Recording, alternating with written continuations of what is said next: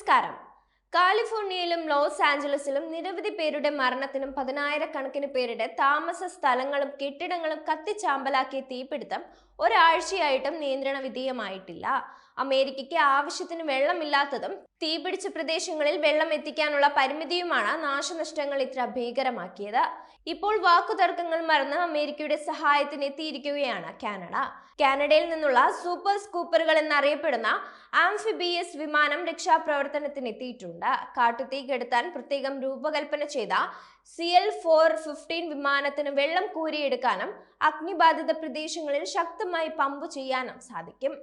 ബക്കറ്റുകളും air ടാങ്കറുകളും ഘടിപ്പിച്ച ഹെലികോപ്റ്ററുകളേക്കാൾ super സ്കൂപ്പറുകൾ ഫലപ്രദമായ അഗ്നിശമന പരിഹാരമാണെന്ന് ദ വാഷിംഗ്ടൺ പോസ്റ്റിലൂടെ റിപ്പോർട്ട് പറയുന്നുണ്ട്.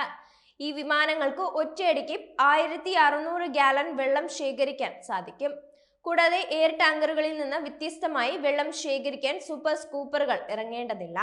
അവർക്ക് 160 കിലോമീറ്റർ പരിധിയിലടുത്തുള്ള ഏത് ജലാശയത്തിന്റെയും ഉപരിതലത്തിനടുത്തേക്ക് താഴ്ന്നു പറന്ന് ഹോസ് ഉപയോഗിച്ച് വെള്ളം നിറയ്ക്കാനും തീപിടിച്ച സ്ഥലത്തേക്ക് പെട്ടെന്നെത്തി വെള്ളം ഒഴിക്കാനും സാധിക്കും. സൂപ്പർ സ്കൂപ്പറിന് 93 അടി ചിറകുകളും 65 അടി നീളവുമുണ്ട്. കൂടുതൽ ഫലപ്രദമായ അഗ്നിശമനത്തിനായി വെള്ളം പെട്ടെന്ന് നിറയ്ക്കാൻ കഴിയുന്ന ഒരു സംവിധാനവുമുണ്ട്. ടാങ്ക് നിറയാൻ ഏകദേശം 12 സെക്കൻഡ് മാത്രമേ എടുക്കുകയുള്ളൂ. ഹോസുകൾ ഉപയോഗിച്ച് ഒരു സൂപ്പർ സ്കൂപ്പർ വാട്ടർ ടാങ്ക് നിറയ്ക്കാം. നിറഞ്ഞു കഴിഞ്ഞാൽ മണിക്കൂറിൽ 350 കിലോമീറ്റർ വേഗതയിൽ വിമാനത്തിന് അഗ്നിബാധിത പ്രദേശത്തേക്ക് പറക്കാനും സാധിക്കും. അതേസമയം കാട്ടുതീയിൽ അകപ്പെട്ട് 29 പേർ മരിക്കുകയും 12,000-ത്തിലധികം കെട്ടിടങ്ങൾ നശിക്കപ്പെടുകയും ചെയ്തിട്ടുണ്ട്. 1,00,000-ത്തിലധികം ആളുകൾ ദുരന്ത പ്രദേശത്തു നിന്ന് പലായനം ചെയ്യുകയും ചെയ്തു. ലോസ് ആഞ്ചലസിൽ പടർന്നുപിടിച്ച കാട്ടുതീ അപകടത്തിൽ 29-ത്തിലധികം പേർ മരിച്ചതായി അധികൃതർ അറിയിച്ചിട്ടുണ്ട്. പാലിസേഡ്സ് ഫയർ സോണിൽ 8 പേരും ഈസ്റ്റേൺ ഫയർ സോണിൽ നിന്ന് 16 പേരും മരിച്ചതായി Los Angeles county sheriff Robert Luna പറഞ്ഞിരുന്നു. തീ നിയന്ത്രണ വിധേയമായ നിരപ്പായ പ്രദേശങ്ങളിൽ നായ്ക്കളെ ഉൾപ്പെടെ ഉപയോഗിച്ച് തിരച്ചിൽ നടത്തുന്നുമുണ്ട്. മരണസംഖ്യയും ഇനിയും ഉയർന്നേക്കാം. 16 പേരെ കാണാതായിട്ടുണ്ട്. ഈസ്റ്റേൺ ഫയർ സോണിൽ 12 പേരെയും പാലിസേഡ്സ് ഫയർ സോണിൽ 4 പേരെയുമാണ് കാണാതായത്. ഇതിൽ കുട്ടികളില്ലെന്നും അദ്ദേഹം അറിയിച്ചിട്ടുണ്ട്.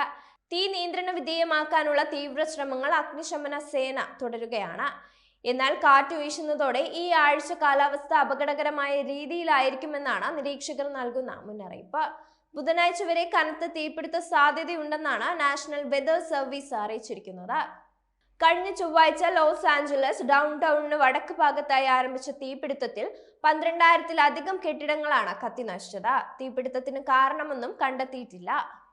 എന്നാൽ പ്രാഥമിക കണക്കുകൾ സൂചിപ്പിക്കുന്നത് കാട്ടുതീ രാജ്യത്തെ ഏറ്റവും നാശനഷ്ടങ്ങൾക്കാണ് വഴിവെച്ചതെന്നാണ്. അക്വെദറിന്റെ പ്രാഥമിക കണക്കനുസരിച്ച് ഇതുവരെ $135 ബില്യൺ 150 ബില്യൺ ഇടയിലുള്ള നാശനഷ്ടങ്ങളും സാമ്പത്തിക നഷ്ടവും ഉണ്ടായിട്ടുണ്ട്. US ചരിത്രത്തിലെ ഏറ്റവും മോശം പ്രകൃതി ദുരന്തമായിരിക്കും ഇതെന്നാണ് ഞായറാഴ്ച സംപ്രേഷണം ചെയ്ത ഒരു അഭിമുഖത്തിൽ ഗവർണർ ഗാവിൻ ന്യൂസം പറഞ്ഞത്.